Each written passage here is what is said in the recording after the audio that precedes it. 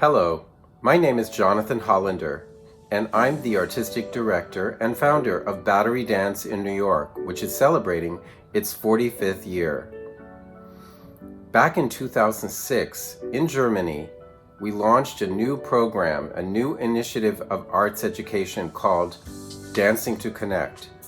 And from Germany, this program spread around the world. And now we came back to Germany during the pandemic and had to figure out how to connect our dancer in California with a dancer in Germany, in Kassel, and with the participants who created work that you're going to see in just a moment. We would like to thank the US Embassy in Berlin. We would like to thank the Bundesministerium für Wirtschaft und Energie for a very important grant and support that both the German government and the American government have given us, as well as the City of Kassel and the Schöpflin Stiftung. All together, a collaboration that reached heights that we couldn't have imagined before the pandemic. It just goes to show that during times that are hard, we all come together and we achieve something that we couldn't have done before. So welcome again on behalf of Battery Dance.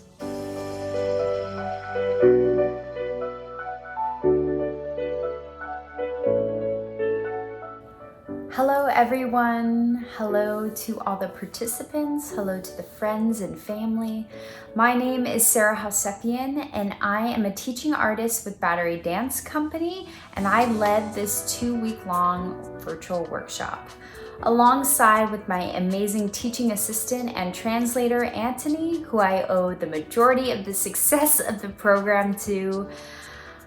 This was a very special experience for Battery Dance Company because this was the first time ever that this workshop had been led virtually. And I could not have asked for a better group of individuals to do this program with. They were so kind, respectful, creative, trusting, hardworking from start to finish. I'm absolutely blown away by the growth of each and every single one of them and them as a group. I'm sending so much love and energy from New York City, and I'm just so proud of what they were able to accomplish in such a short amount of time. I really hope that you enjoy the film as much as I do, and I hope that you're as proud of it as I am. Just thank you so much from the bottom of my heart, and just keep dancing, keep connecting. Sending so much love.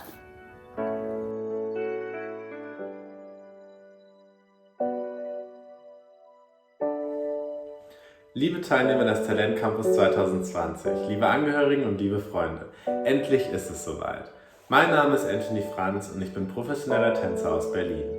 Zusammen mit der Battery Dance Company aus New York und unserer Choreografin Sarah haben die Teilnehmer des Talent Campus 2 Wochen lang an einem zeitgenössischen Tanzstück gearbeitet. Die Zeit war sehr intensiv, anstrengend und schweißtreibend, aber wir hatten auch sehr, sehr viel Spaß zusammen. Und das Endprodukt kann sich sehen lassen. Jeder einzelne von euch kann so stolz auf seine Arbeit sein. Ihr habt das Projekt so bereichert mit allem, was ihr gegeben habt, mit eurer Kreativität, und es war ein großes Geschenk für mich, dabei sein zu dürfen und euch dabei zuzusehen. Ich hoffe, dass wir in der Zukunft nochmal die Möglichkeit bekommen, so ein Projekt zu realisieren. Ich wünsche euch ganz viel Spaß mit dem Video. Teilt es, genießt es, seid stolz und fühlt euch gedrückt. Liebe Grüße aus Berlin.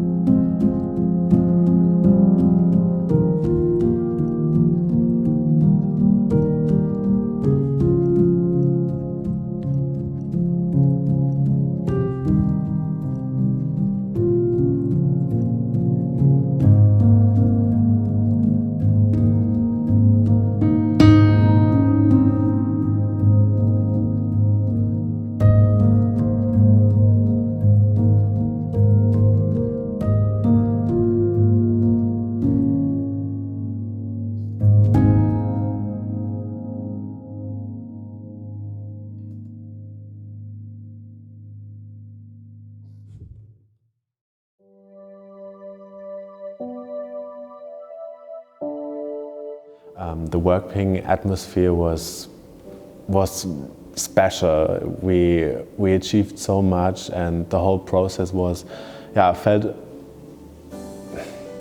magical actually. It was really nice. Das hat unsere Gefühle von der Körper, von der Seele herausgezogen. Das war das Beste und Wichtigste für mich. Das Beste, was ich mitnehmen könnte, war wirklich die Mitarbeit von anderen Menschen. Egal wie sie sind und egal woher man kann mit denen arbeiten und ja. I really loved all these people because they're like so kind and so different, but I guess this difference was the thing that made this piece, because with all these like different backgrounds we created something completely new, but something that like makes us do one thing.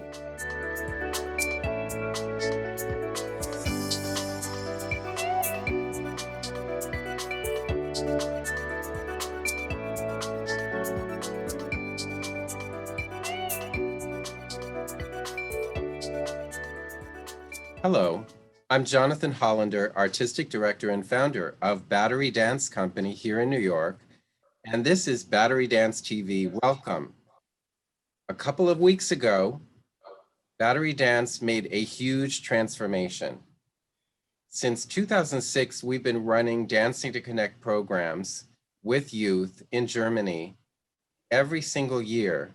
And of course, these programs have been live, and what's the value of them is bringing American teaching artists and German students together in a wonderful kind of collaboration, bringing out the creativity in young people and giving them the opportunity to choreograph their own dance. And that was performed on a big stage before the community, the families, the friends, and that was the culmination of 20 hours of workshop time.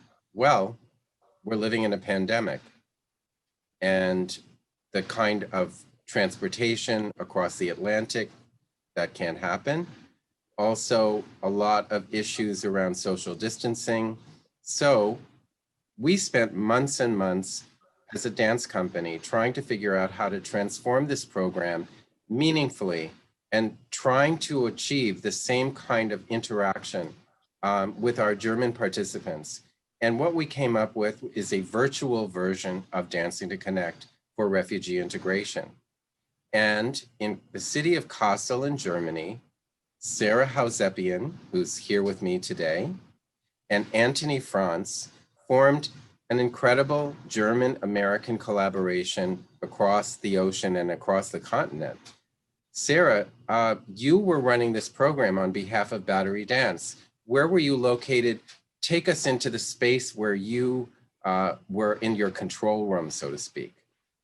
Yeah, I was doing the program live through Zoom in California. So the time difference from Germany to California was very different. I was getting up at 6 a.m. before the sunrise, and they were starting and ending their day at 3 p.m. And I basically kind of gutted a bedroom and set up lights, a studio, so that it was presentable through Zoom and able to teach in California while they were still in Germany. Amazing. Anthony, tell us what it was like. Where were you actually when this was going on? I was in Kassel in the dance school Body and Soul where we had the rehearsals, and we had actually a really nice room with mirrors. We built the whole tech. We had a beamer and a laptop. We could see Sarah on the wall. So Sarah on the wall. Yeah, Sarah was on the wall. It was different, but it worked very well, and it was a really nice experience. Anthony, I know that before all this happened, you were in Berlin, and we began a communication on WhatsApp to try to tell you what we wanted to do and what the process would be. What was your background as a dancer that allowed you to be such an effective partner for us in this project, which you certainly were? What kind of background do you have that prepared you for this? I started dancing in the age of 8 in Kassel at the dance school Body and Soul. And after I finished school, I studied contemporary dance and modern dance at the Folkwang University in Essen in Germany. And yeah, this was actually my education which prepared me for this kind of situations.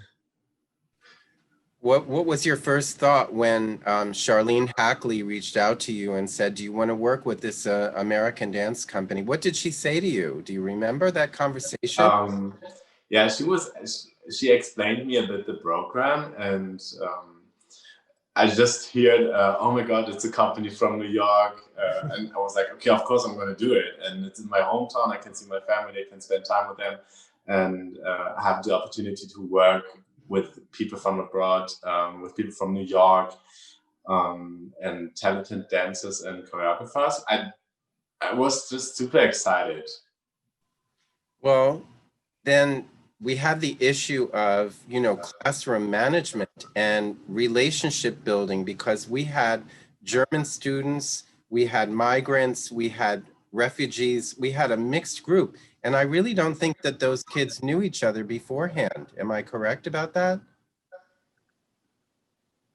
No, I think there was, and Anthony can say too, I mean, there was some that knew each other, but it was like, two cousins and then these like, a married couple. It was very sporadic. So maybe they weren't completely lonesome, but they definitely had a partner or two or were familiar. But overall, they were just so respectful to one another, and they just all overall just like loved dance. So the common thread was there with the group, which just like really unified them. Anthony, were there any problems in the room? I mean, a lack of energy, or did Sarah freeze on the screen, or any of the things that we're all familiar with that happen in this age of technology? I mean, there have been some technical issues sometimes, but they were actually quite short, and we had a lot of fun with it. And the whole atmosphere was from the beginning on really comfortable, and even Sarah wasn't there physically. She was the whole time with us, and she was guiding us through the laptop. Um, and it worked very well. And all the students, how they communicated, they were like, they are coming from different backgrounds, and they are speaking different languages, but you couldn't see or feel it in the room, because it was like a safe space for everybody, and everybody was the same. And this was really, really nice experience. It's hard for me to believe, that such a tight-knit ensemble come out of these kids coming from different places. And I think also, like young people all over the world, their schooling or their life has been interrupted to some extent over the last, since March or whenever the pandemic hit them.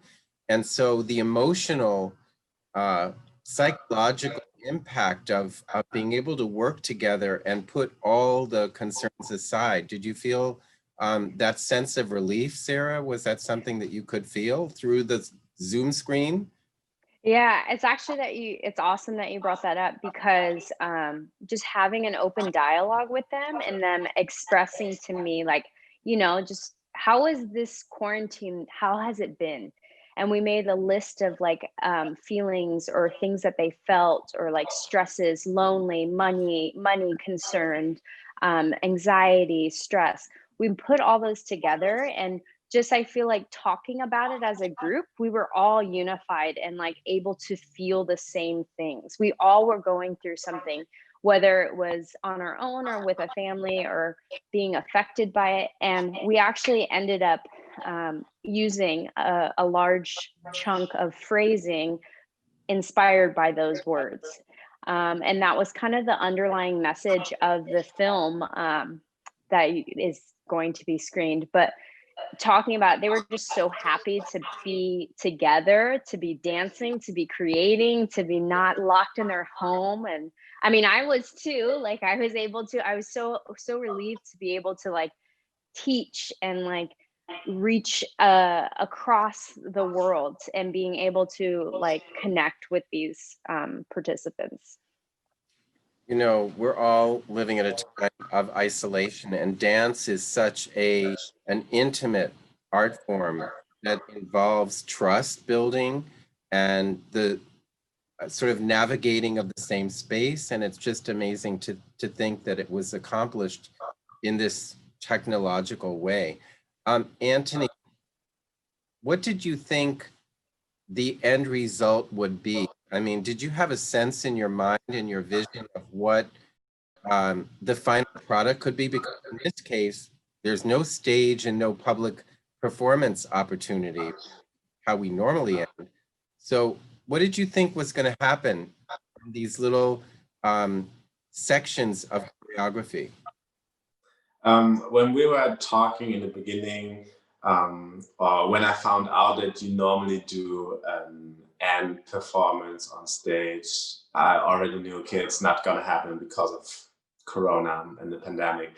So it was actually quite clear for me that we have to film it somehow, in order to have an end product which we can give the students. And during the first week, I was a bit like, I was wondering myself if it works, if all the feelings and emotions are coming through the video, if the students are able to transport the whole process. But in the second week, I didn't have any concerns that it don't work out. So I think it was a good solution for this problem, and also nice for the students because they just have it.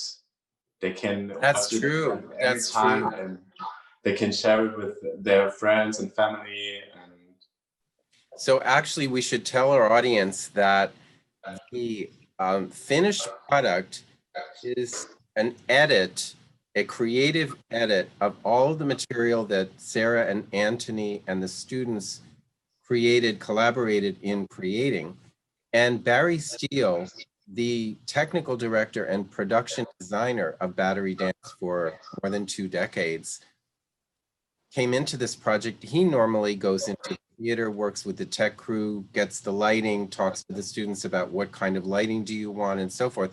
Well, obviously, none of that was going to happen. So instead, he talked to Sarah. He watched many of the segments, the workshop, and together they figured out how to compile, how to bring these, I don't know, it's almost like pieces of fabric and sew them together into a finished work. And that will be premiered on American Week, which is a project of the American Embassy in Berlin, which is one of our wonderful sponsors of this project, along with the ERP Transatlantic Fund, which is a project of the government, the Bundesministerium für Wirtschaft und Energie.